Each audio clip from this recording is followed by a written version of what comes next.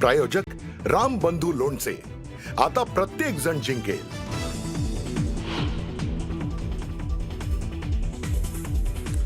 नाशिक पोलिसांचं पथक नाशिकहून मुंबईत दाखल। पोलिसांचं पथक लीलावती रुग्णालयात पोहोचलं। कोकाटेंवर अटकेची टांगती तलवार। माणिकराव कोकाटेंकडून अखेर मंत्रिपदाचा राजीनामा। कोकाटेंचा राजीनामा मुख्यमंत्र्यांनी स्वीकारला। पुढील कार्यवाहीसाठी राज्यपालांकडे पाठवला राजीनामा।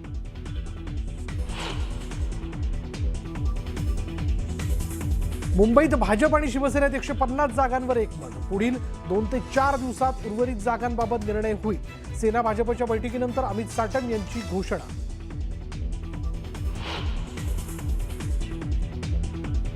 मुंबईला विकून खाणाऱ्यांना घरी बसवणार अमित साटम यांचा ठाकरे बंधूंना टोला।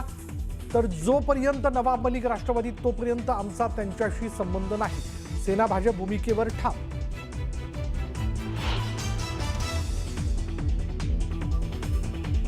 भाजपनं काँग्रेसला दिला धक्का।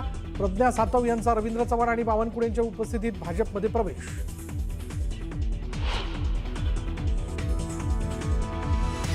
शिंदेंच्या नवी मुंबईतील शिवसेनेच्या दोन्ही गटात दिलजमाई। विजय चौगुले धर्मवीर ग्रुपला शिंदेंनी झापलं। विजय चौगुलेने 8 नगरसेवकांमध्ये होता वाद।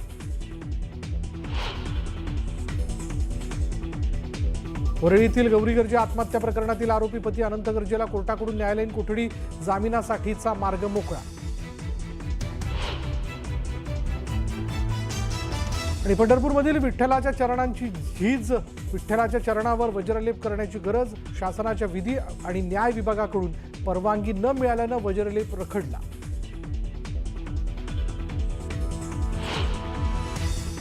चला सुरुवात करूया आता क्षणाच्या ब्रेकिंग न्यूजने। आणि ती बातमी अशी आहे की नाशिक पोलिसांचं पथक अखेर लीलावती रुग्णालयात दाखल झाले। कोकाटेंना, माणिकराव कोकाटेंना कोणत्याही क्षणी अटक होण्याची शक्यता। अटक वॉरंटसह नाशिक पोलीस मुंबईत दाखल झालेले आहेत। त्याच्यामुळे आता माणिकराव कोकाटेंना अटक होऊ शकते का? अर्थात त्यांना अटक करण्यापूर्वी माणिकराव कोकाटे यांच्यावरती त्यांच्यावर उपचार करणाऱ्या डॉक्टरांशी सल्लामसलत जी आहे ती नाशिकचे पोलीस करतील। कारण माणिकराव कोकाटेंवरती काल दुपारपासून त्यांना उच्च रक्तदाबाचा त्रास होतोय, म्हणून उपचार केले जात आहेत। त्यांची प्रकृती नेमकी कशी आहे याबद्दलची माहिती त्यांच्याकडनं घेतली जाईल, डॉक्टरांकडनं घेतली जाईल आणि मग पुढचा निर्णय होऊ शकतो। यामध्ये 2-3 महत्त्वाचे पर्याय। एक तर त्यांना हाऊस अरेस्ट सारखं हॉस्पिटल अरेस्टमध्ये ठेवलं जाऊ शकतं, किंवा यामध्ये तांत्रिक बाबी जर लक्षात घेता सरकारी डॉक्टरांचा सल्ला त्यांच्या प्रकृतीबाबत घ्यायचा असेल तर त्यांना मुंबईतल्याच जे रुग्णालयात हलवलं जाऊ शकतं, किंवा जर त्यांना प्रवास करत नाशिकला न्यायची मुभा असेल तर नाशिकच्या घाटी रुग्णालयात देखील त्यांना ॲडमिट करून त्यांच्यावर उपचार केले जाऊ शकतात। पण आता तुर्तास हे कळतंय की नाशिक पोलिसांचं पथक हे मुंबईतल्या लीलावती रुग्णालयात दाखल झालं। तत्पूर्वी लीलावती रुग्णालयात जाण्याच्या अगोदर त्याने वांद्रे पोलीस स्टेशनमध्ये, कारण लीलावती रुग्णालय हे वांद्रे पोलीस स्टेशनच्या परिक्षेत्रात येतं, त्यामुळे तिथे जाऊन स्टेशन डायरीमध्ये त्याबद्दलची नोंद केली, कागदपत्रांची पूर्तता केली। लीलावती रुग्णालयात नाशिक पोलिसांचं पथक जे ते दाखल झालं आणि आता अर्थात ते डॉक्टरांशी सल्लामसलत करत असणार आणि त्यानंतर पुढली कार्यवाही जी आहे ती केली जाईल। त्यामुळे आता हे बघायचं की डॉक्टरांशी सल्लामसलत केल्यानंतर त्यांच्याकडनं माणिकराव कोकाटेंच्या प्रकृतीबद्दल जाणून घेतल्यानंतर पुढे नेमकं काय घडतंय। नंबर 1, एकतर त्यांना डॉक्टरांनी त्यांची प्रकृती व्यवस्थित आहे असं जर सांगितलं तर त्यांना ताब्यात घेऊन नाशिकला नेलं जाऊ शकतं, त्यांना अटक जी आहे ती त्या क्षणी होईल। दुसरा मुद्दा, त्यांची प्रकृती ठीक नाही असं सांगितल्यानंतर एकतर त्यांना इथेच हॉस्पिटल अरेस्टमध्ये ठेवलं जाऊ शकतं। नंबर 3, यामध्ये तांत्रिक मुद्दा जो आहे की सरकारी डॉक्टरांचाच त्यांच्या प्रकृतीबाबतचा सल्ला घेतला जावा, तर मात्र त्यांना मुंबईतल्या जे रुग्णालयात हलवून तिथल्या डॉक्टरांकडनं त्यांच्या प्रकृतीबाबतचा सल्ला जो आहे तो घेतला जाऊ शकतो। अधिक माहिती आपण जाणून घेणार आहोत। आमचे प्रतिनिधी संकेत वरक आता क्षणाला आपल्याबरोबर आहेत। संकेत, नाशिक पोलिसांचं पथक लीलावती हॉस्पिटलमध्ये येऊन आता साधारण अर्धा तास होत आलेला आहे, काय घडामोडी घडतायत? बरोबर सर, नाशिक पोलिसांचं ते पथक आहे ते सर्वात पहिलं आलं बांद्रा पोलीस स्टेशनला गेलं आणि त्यानंतर ते पथक जे आहे ते लीलावती पोलीस स्टेशनला आलेलं आहे। आणि सर्वात महत्त्वाची बातमी आत्ताच्या घडीला ती म्हणजे आत्ता पोलीस अधिकारी जे आहेत ते वरती गेलेले आहेत आणि त्याच्यामुळे त्यांची आता सध्या डॉक्टरांसोबत चर्चा सुरू आहे आणि ते चर्चा झाल्यानंतर अर्थात पोलीस खाली येतील, पोलिसांनंतर काय माहिती येतील हे पाहणं खूप जास्त महत्त्वाचं ठरणार आहे। पण याच्यामध्ये जर आपण एखादी गोष्ट पाहिली तर 2 ते 3 ऑप्शन्स आहेत तिकडे खरं तर।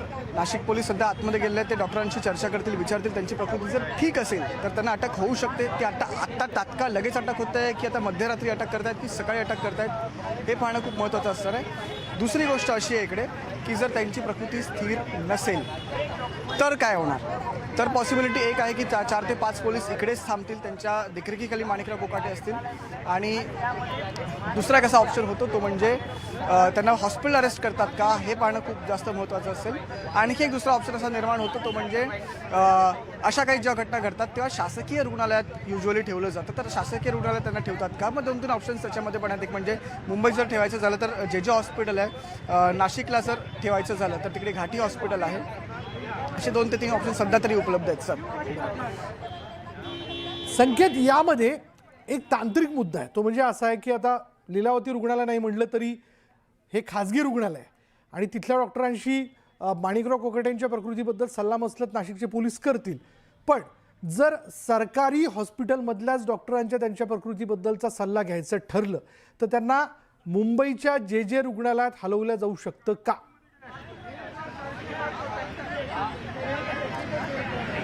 बरोबर आहे सर. आपण जर पाहिलं तर अशा प्रकरणांमध्ये शासकीय रुग्णालयात ठेवतात. तर शासकीय रुग्णालय कोणतं तर मुंबईचे आहे. तर अनेकदा मुंबईत अशा केसेस घडल्या आहेत की त्यांना जसे काही केसेस असतात त्याच्यामध्ये जे सारख्या रुग्णालयात ठेवतात. त्याच्यामुळे जे हे प्रामुख्याने पुढचं पहिलं नाव असेल की जे रुग्णालयात ठेवलं जाऊ शकतं. पण जर पोलिसांना जर इकडे ठेवायचं नसेल आणि जर नाशिकला त्यांना घेऊन जायचं असेल, कारण की केस जी आहे ती मुळात नाशिकची आहे, जर नाशिकला घेऊन जायचं असेल तर तिथे घाटी रुग्णालयात ठेवलं जाऊ शकतं.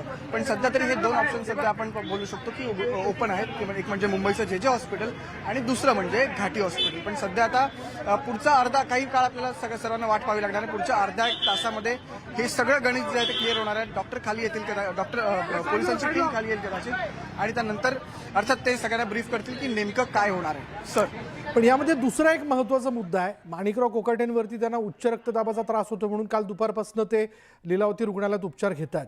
पण उद्या त्यांनी पुढल्या न्यायालयात जे अपील केलेलं आहे त्यांच्या या अटकेच्या मुद्द्याला घेऊन किंवा शिक्षेच्या मुद्द्याला घेऊन, त्याबद्दलचा निकाल जो आहे उद्या शुक्रवारी हा लागणार आहे. अशावेळी माणिकराव कोकाटे आणि एकूणच त्यांची टीम किंवा त्यांच्या आजूबाजूला असणारे त्यांचे विधिज्ञ हे हा मुद्दा लावून धरतील त्यांच्या प्रकृतीबद्दलचा आणि मुंबई न सोडण्याचा त्यांचा प्रयत्न असू शकेल का. सर बरोबर आहे. आता उद्या ही सर्व सुनावणी होणार आहे. उद्या शुक्रवार आहे, उद्या सगळी सुनावणी होईल आणि उद्याचा दिवस हा खूप जास्त महत्त्वाचा असणार आहे माणिकराव कोकाटेंसाठी. त्यांना दिलासा मिळतो की त्यांची शिक्षा ही कायम ठेवली जाते हे पाहणं खूप जास्त महत्त्वाचं असेल. त्यामुळे एक प्रयत्न असा असू शकतो की मुंबई सोडायची नाही, मुंबईतच थांबायचं आणि जर त्यांना दिलासा मिळाला तर त्यांच्यासाठी क्लीन कट केस असेल, अर्थात त्यांना मग ती अटक होणार नाही आणि मग ते रुग्णालयातून त्यानंतर डिस्चार्ज पण घेऊ शकतात. दुपारी आपल्याकडे एक माहिती आली होती की ते डिस्चार्ज सध्या तरी घेणार, त्याच्यामुळे ती माहिती खरी ठरली. अजूनपर्यंत त्यांनी डिस्चार्ज घेतलेला नाही आहे. पण उद्याचा दिवस तर खूप जास्त महत्त्वाचा आहे, कारण की उद्या जर त्यांना दिलासा मिळाला तरी सगळी चक्र आहेत ही फिरतील. पण अर्थात जर तो निर्णय जर माणिकराव कोकाटेंच्या तो विरोधात गेला तर काय होतं हे खूप जास्त पाहणं महत्त्वाचं ठरणार आहे. विशाल सर. ॲडव्होकेट अनिकेत निकम उद्या माणिकराव कोकाटेंची बाजू न्यायालयामध्ये मांडणार आहेत. अशावेळी आता जेव्हा नाशिकचं पोलिसांचं पथक हॉस्पिटलमध्ये पोहोचलेलं आहे, याबद्दल काही कळू शकलंय का की माणिकराव कोकाटे यांच्या परिवारातले कोण लोक तिथे उपस्थित आहेत, काही त्यांची वकिलांची टीम तिथे उपस्थित आहे का.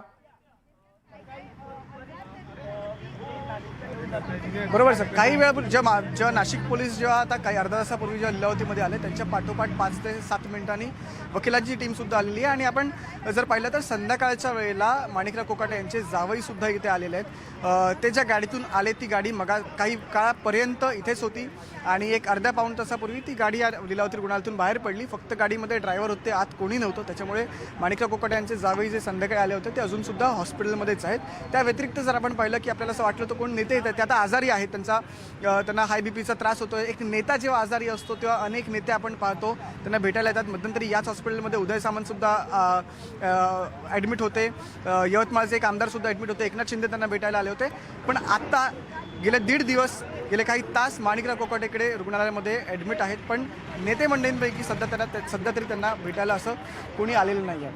आणखी एक सर मगाशी सांगायची एक गोष्ट राहिली माझ्याकडून, ती म्हणजे फक्त आज राजीनामा झाला आहे माणिकराव कोकाटेंचा, पण फक्त राजीनामा मंत्रिपदच नाही तर माणिकराव कोकाटेंची जी आमदारकी आहे ती सुद्धा सर धोक्यात येऊ शकते. त्याचं कारण म्हणजे जर ही शिक्षा कायमच ठेवली उद्या आपण, तर 2 वर्षाची शिक्षा जेव्हा एका आमदाराला होते तेव्हा त्या आमदाराला अपात्र ठरवलं जातं. त्याच्यामुळे फक्त टांगती तलवार ही अटकेची नाही आहे, फक्त ती मंत्रिपदाची नव्हती तर ती आमदारकीची सुद्धा आहे. जर ही शिक्षा कायम राहिली माणिकराव कोकाटेंची आणि 2 वर्षांची शिक्षा जर त्यांना झाली तर त्यांची आमदारकी सुद्धा जाण्याची दाट शक्यता आहे. त्याच्यामुळे इतक्यांदा ते आमदार राहिलेले आहेत, सिन्नरमधून अनेक वेळा निवडून आलेले आहेत. कुठेतरी माणिकराव कोकाटेंचं फक्त मंत्रिपदच नाही तर यावेळेला माणिकराव कोकाटेंचं राजकीय अस्तित्व सुद्धा धोक्यात आलेलं आहे. विशाल सर. बरं संकेत, तू आपल्याबरोबर असंच थांब. याबद्दलचे अपडेट आम्ही तुझ्याकडनं घेत राहू. यानंतर इथं वेळ झाली का ब्रेकची. ब्रेक घेऊयात. पहा फक्त न्यूज 18 लोकमत.